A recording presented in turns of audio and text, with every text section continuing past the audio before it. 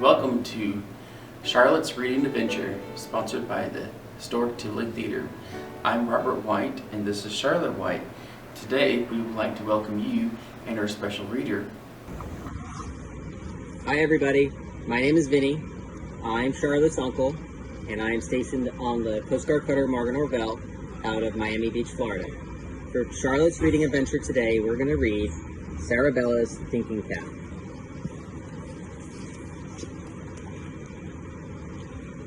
Sarabella had no time for small talk.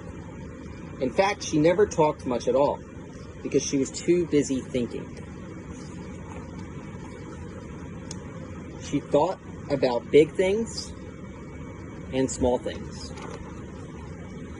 and oodles of in-between things, like aunts and uncles and doodles of poodles. What do you think, Pinky? Pinky's thoughts would remain a mystery, but there was nothing mysterious about her family. They loved puppets, painting pictures, and playing guitar. Most of all, they loved their Sarabella, just the way she was, with her feet on the ground and her head in the clouds.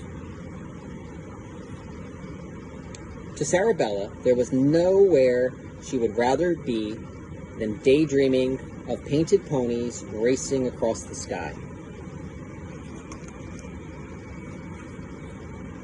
Some ideas came as a complete surprise to her, while other notions were coddled and cared for like a rare plant in well-loved garden.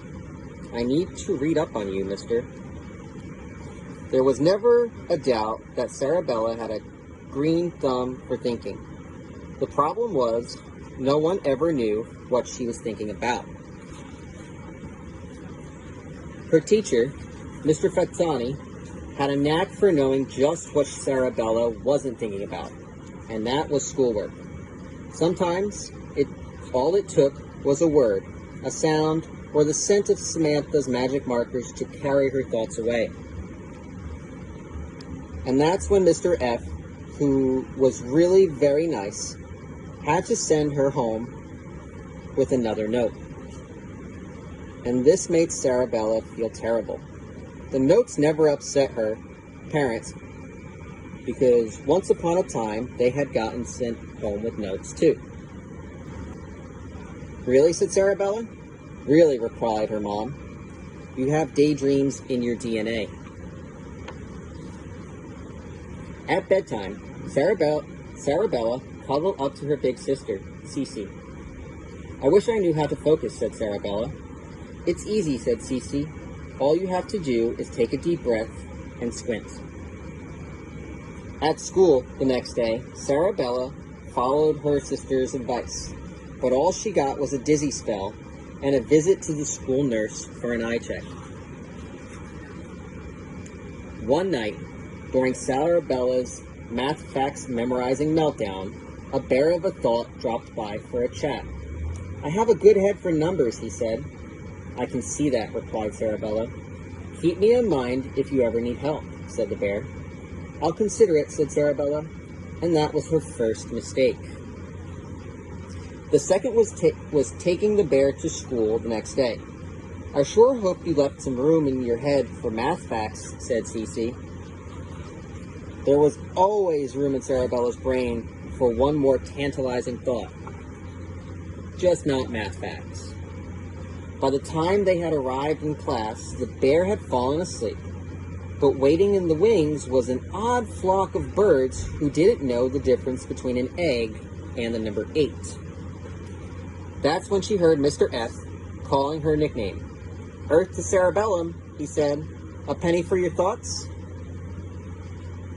She's not thinking, said Russell. She's daydreaming. Daydreaming is an awesome kind of thinking, said Mr. F., but not during class. That afternoon, Sarabella stayed in at recess to catch up on her homework. She liked sitting in the round table in the quiet room. I know you can do this, Sarabella, said Mr. F., handing her the very last quiz. Just pop on your thinking cap and focus. Sarabella began to imagine what her thinking cap might look like, and then she turned back to her papers. Right before the bell rang, Mr. F. said, "What do you think, Sarabella?" asked Mr. F. An otter popped up into her mind. But that was just the first thing. Before she even got home, kissed Pinky, and put on her comfy bunny slippers, Sarabella had already had a thought of 1,000 extraordinary things. By dinner time, she'd run out of paper, had an upset tummy, and a great big mess on her hands. That night, just as Sarabella was about to give up, a whale of a thought appeared on the horizon. The closer it got, the more beautiful it became. And though it was the most enormous creature she had ever seen, Sarabella felt unafraid. "Do you know what I think?" he asked the whale. "I can see what you think," replied Sarabella. "And so should everyone else," said the whale. "To share it, you just got to wear it." Then the whale blew Sarabella a kiss before she swam off. This gave Sarabella an idea. She found a brown paper bag and a ruler for measuring. She rounded up some old magazines, pretty papers, pencils, and pastels, stickers and stamps, along with her favorite drawings. For the rest of the night, she clipped and colored, pasted and painted until her project was done. Monday morning, everyone was eager to share their weekend project. "A penny for your thoughts," said Mr. F., as the kids sat crisscross applesauce on the floor. "Who's going first?" To the surprise of all, it was Sarabella. "If you want to wear it, share it," she said, standing up in front of the class. "You just got to wear it." And that's exactly what Sarabella did. She placed the most spectacular collection of doodles and daydreams right on top of her head. "So that's what you've been thinking," said the kids in awe.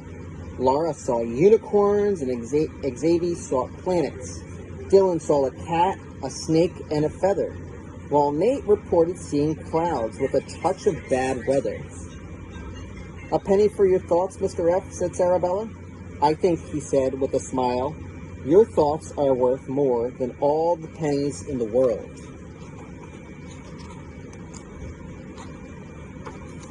On Tuesday, Bob came to school wearing a thinking cap of his own. Sarabella really liked it. "We have a lot in common," said Bob. "My thoughts, exactly," agreed Sarabella.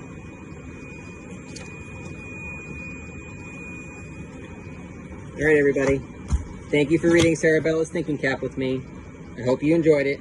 It's one of my favorites to read to my stepson, Ace. Have a good day. Thank you. That was a wonderful story.